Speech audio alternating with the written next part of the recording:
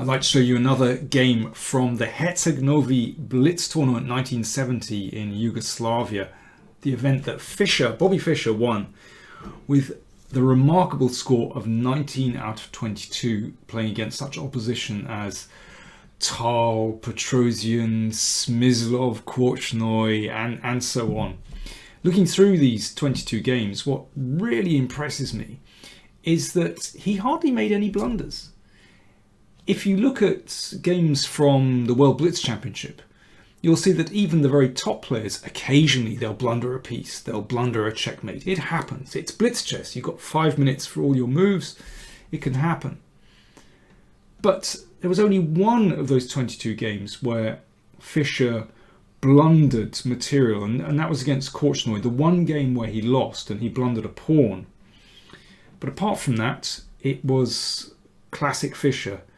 Generally very smooth, strategic chess. There's a kind of strategic clarity about all his games. Some very complicated games, some more quiet, but again, it's all strategic clarity. And I wanted to show you the game, one of the games he played against Wolfgang Uhlmann, East German Grandmaster, at least at that time, East German. And Uhlmann is famous for playing the French in virtually every game he played, and the King's Indian as black. But against e4, always the French defense. So interesting to see Fischer facing it. He liked to play against the winner. But instead of e5, here Fischer played a3, which was, I believe, a line that was originally played by Alekhine.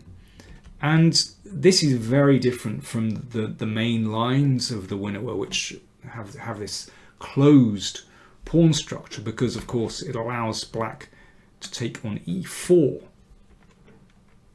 And this is the idea that the queen comes out to g4, threatening g7 and the pawn on g7. And then things get really chaotic. So the queen goes on a bit of an adventure, but breaks up the kingside position. And now, Uhlmann played rook g6, which is one of the main moves. In the tournament immediately after this Blitz tournament in Zagreb, Fischer repeated this a couple of times against Uhlmann again, but also against Kovacevic. Vlado Kovacevic actually beat him with the move knight d7, and I think that dissuaded Fischer from repeating this line again, actually. In any case, rook g6 played by Uhlmann here, and this is not a bad move by any means.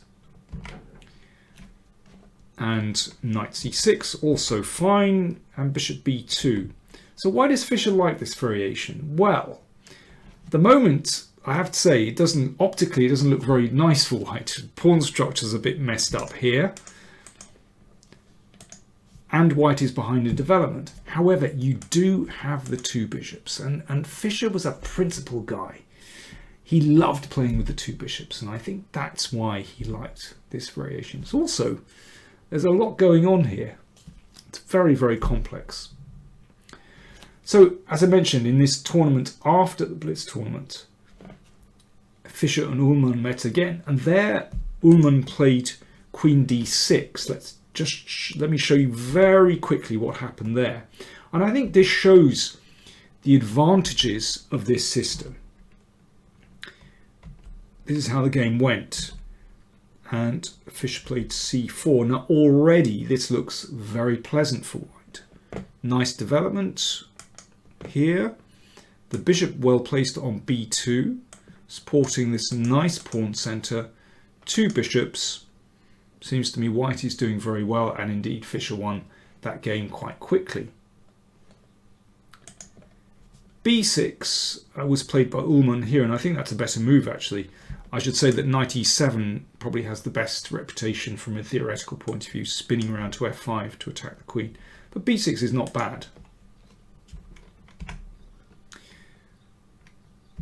And now h3. So that covers the g4 square, and perhaps Fischer was looking to advance with g4 to maybe disturb that knight on f6, maybe to bring the bishop here. But the move that I think really shows up the problems with white's position here is knight a5, looking at the c4 square. So that means the knight really shouldn't go to e2 because of knight c4. And that means that it's quite difficult for white to develop naturally here. So after c4, well, g4 is possible, but castle's queenside. Still difficult to develop with that knight looking at the c4 pawn. But clearly Uhlmann was concerned about g4 and he prevented that with h5. But Fischer, writing about this game afterwards, said this is a weak move because the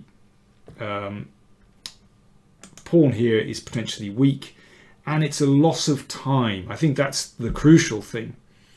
And you can see that white now has time to bring the knight to e2 and to f4, gaining time. And this sorts out white's development on the king side. Here Uhlmann retreated the rook.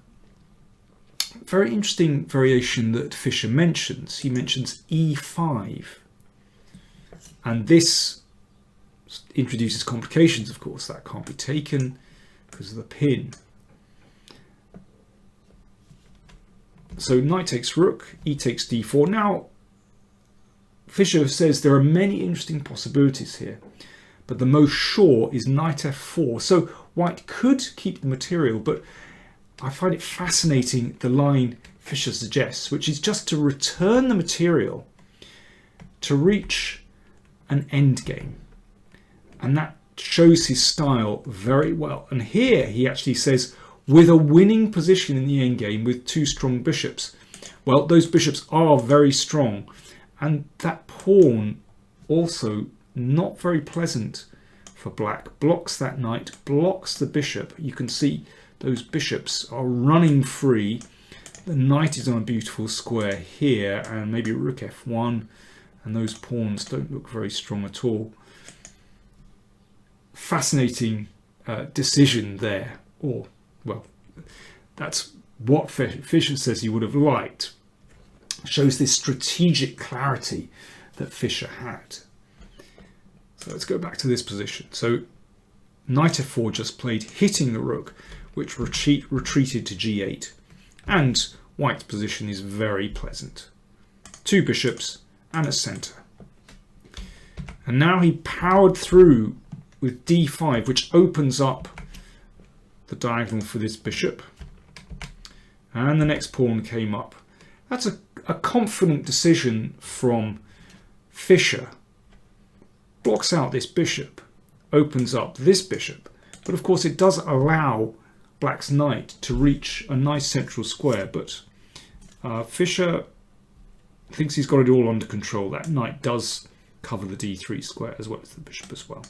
Oops, like that.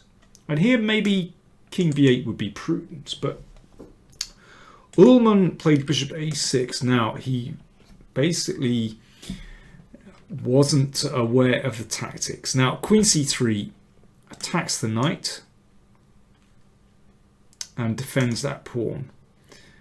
And, well, with hindsight, Fischer said rook e8 is better. But white has a pleasant position. But instead, Uhlmann wasn't switched on to the tactics. He played knight d7, defending this.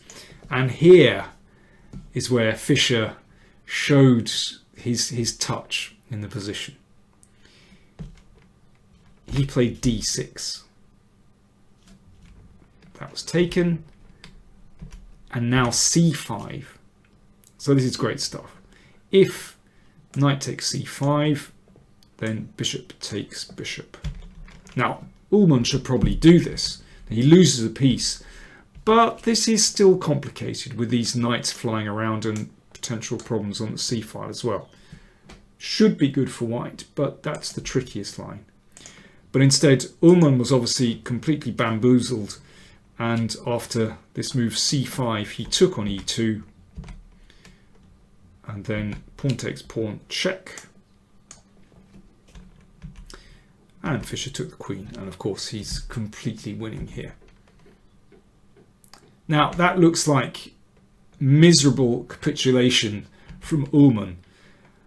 It's not so easy when you're playing a very, very strong Blitz player like Fischer. He had the incredible ability to make very strong players look very weak. And here, of course, he has a queen for a rook, and it doesn't take too long to mop up the position. So he avoided that. He played king b1 and avoided any tactics with a knight d3. And here Uhlmann resigned. Well, for example, if, well, there's just no defense. Queen c6 is coming, for example, here, and queen c6 wins the rook, and it really is all over. It was said that, I think I've mentioned it already in these videos, that although this was a Blitz tournament, so 5 minutes for all the moves, Fischer didn't use more than 2.5 minutes for his moves on any game. In any game, he just played so quickly and so fluently. Remember, if you'd like to see more of these games, then do check out the Fischer playlist up there. Just click on the info tab, and also in the video description you'll see lots of other playlists that might be of interest to you. And more games from this remarkable Blitz tournament coming up soon.